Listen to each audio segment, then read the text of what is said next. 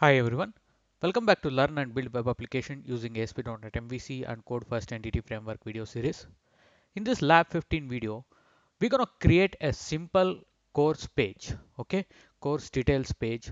In this course detail page, we will be having some of the fields like course name, domain name, and the number of hours required for the course, okay?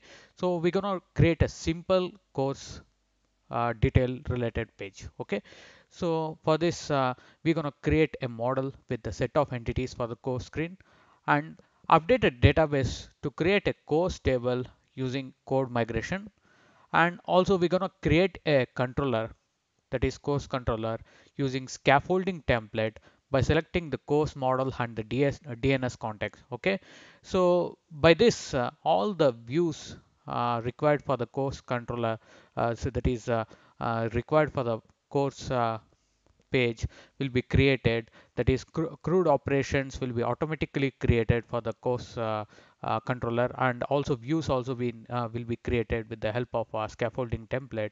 Okay, so these are all the concepts that I'm going to cover in this lab 15. So by the end of this lab 15 video, we're going to create a simple course related page using MVC and entity framework. Okay, now let us start with the first step. Okay, first step is create a model for the course page. Okay, right click on model and create one class. Give the name of the class as course. Okay, so click on add. Now let us give the set of properties. First we shall provide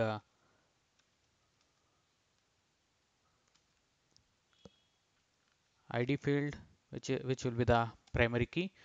Since we are using MVC, which works on the conventions, okay, so it works on the convention. Here you can see, even though for primary key, we can provide it as a key. We can attribute it with a key value.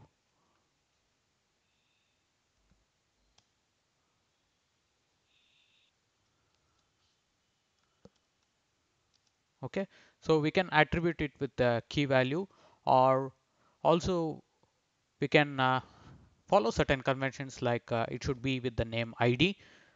Okay, so I will remove this key value and I will show you how the primary key will be created and how MVC follows certain conventions. Okay, so or else we can also give course, that is a class name followed by ID.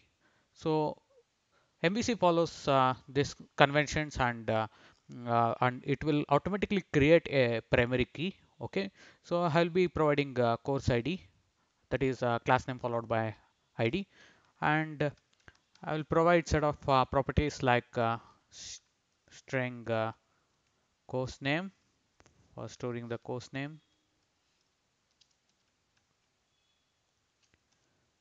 and what domain name, what back it's related to, which is a background. Okay, domain name, and number of hours required for the course. Okay, so I'll be providing number of hours. Okay, so I've created a set of properties and I will also build the solution once. Rebuild the solution. So I have created a model with a set of properties or entities. Now we shall see how to create a corresponding table in the database with the help of entity framework code first migration approach. Okay, so now let us go to dnscontext.cs page. Okay, here we have to specify one db set property. Okay, so I'll be specifying this db set property with course name. Since I want to create a course table in the database. Okay, okay, so now here if you see, there is no course table in the database. Okay, so let us see the table. There is no course table in the database. Okay, so now let us see how to add this course table in the database. So we have created a DB set. So from the application side, this courses will be the alias name for this course table. Okay, so now let us see how we can create a course table. So for this, we have to add one migration. So provide command add migration and give the name of the migration. Create course table.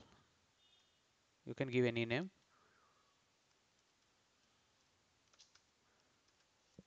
Okay, so what it does is it will generate a migration file for you. Okay, so let us see. Okay, so here you can see it has generated a migration file for you. So it has generated a SQL script for you, that is DDL script, create table db.courses. Okay, with a set of entities.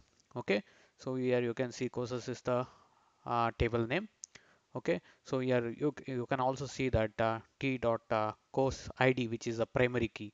So as I said, it works on conventions. Okay, even though we have not specified the property with attributed with key, it since it works on conventions. Okay, the name followed by id, the class name followed by id, so it is taking course id as the primary key.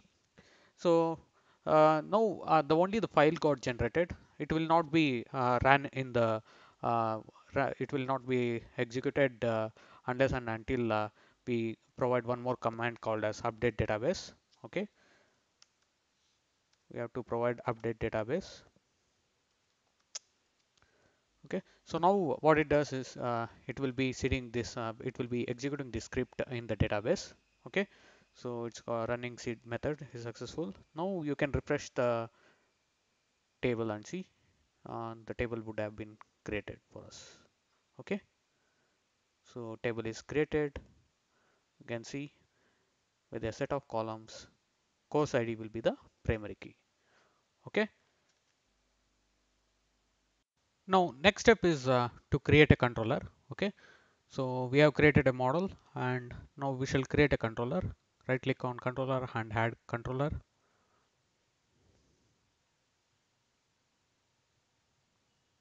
Okay, let's give the name of the controller, course controller.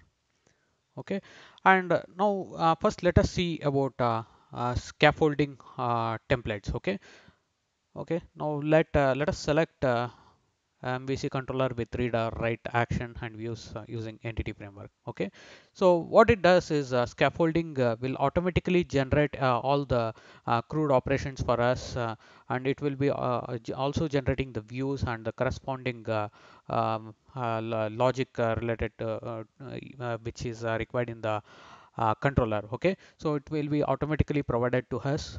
Okay, so for this we have to select a model class. Okay, course, since we want to create it for course screen, we are selecting the course and db context, which is DNS University. So let's click on add. So now what it does is it will create a controller with all the CRUD operations supported. Okay, unsupported context type.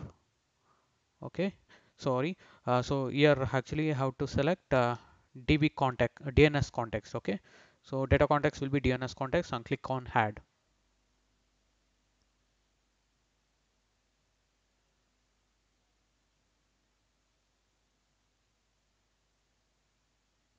Okay, so here you can see the course controller got generated, and also all the methods for the CRUD operations also been created. You can see like for details create, or for HTTP post create, for saving the data which is entered in the create form, and edit functionality and update functionality, delete functionality, etc.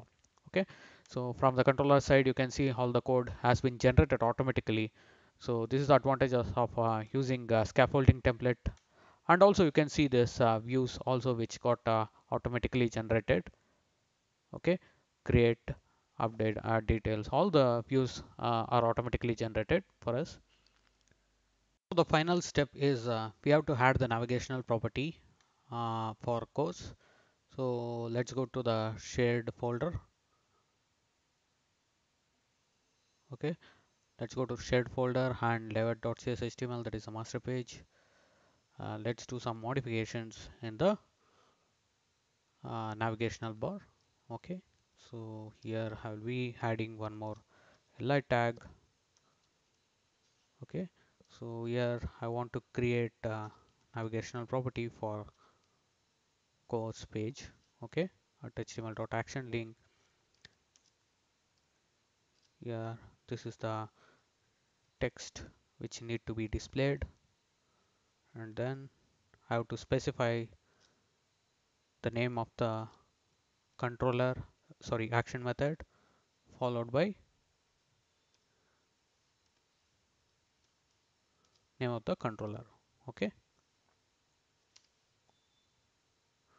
okay, so let's save this and run the application and see. So now you will be able to see the course page which is designed with the help of scaffolding template. So using this scaffolding template, all the CRUD operation has been automatically developed for us.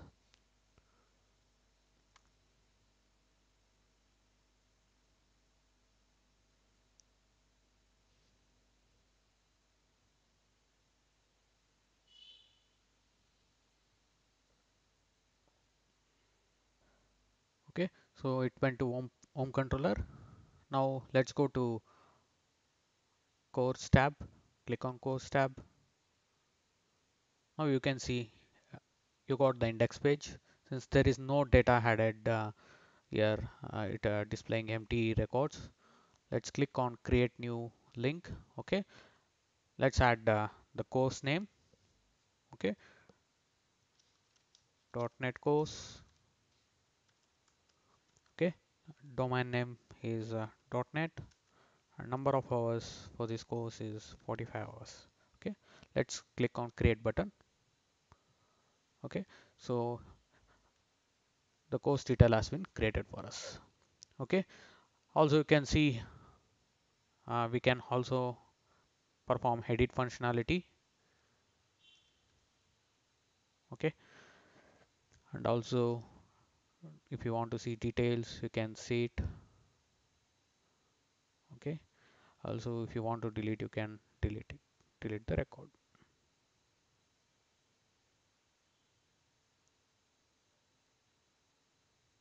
Okay, so now we have seen we have not used any Hedivo.NET data access plumbing code.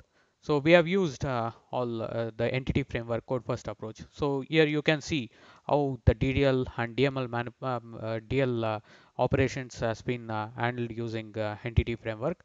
Entity framework is providing certain functions for performing the DML operations. Like you can see for creating the data where add method is called, and the object is the course object is a strongly typed object which will get all the data from the course object, and we will be adding that to the courses table.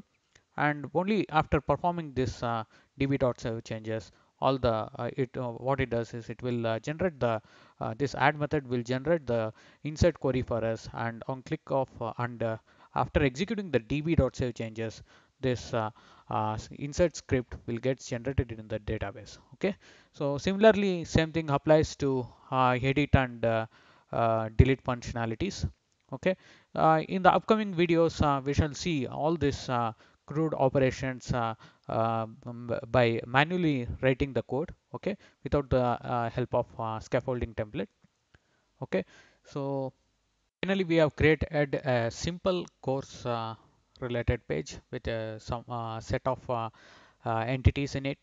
Okay, we have also seen how to create a model with a set of entities and update a database using a code migration approach. And also we have created a controller and created a set of action methods using the power of scaffolding template.